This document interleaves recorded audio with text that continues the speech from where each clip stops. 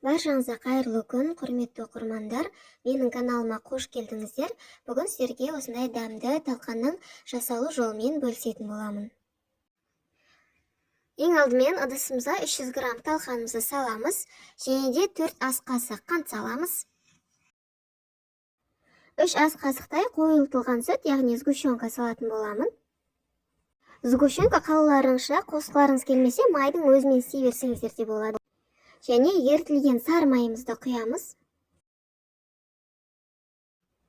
Барлығын жақсылап осылай қасықпен араластырып аламыз.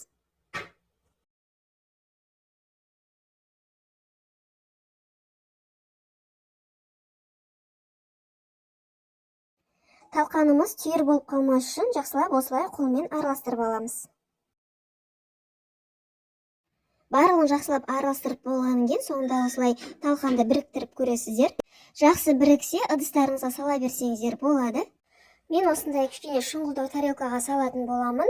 Сіздер егерде биіктеу болғанын қаласаңыздар, тереңіректеу ыдысқа салсаңыздар да болады. Талқанның барлығын салып болғаннан кейін жақсылап бірігуі үшін үстінен осылай басып шығасыздар, және де 1 сағатқа холодильникке қоямыз. Мен талқанды 1 сағатқа холодильникке қойып алдым. Енді сіздерге кесіп көрсететін боламын.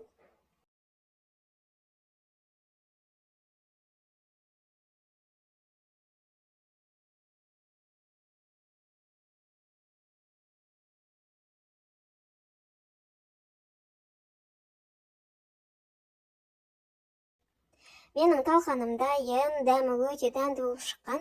Сіздерге де жасауға кеңес беремін. Видеом сіздерге ұнаса, лайк басып, каналыма тіркелуді ұмытпаңыздар.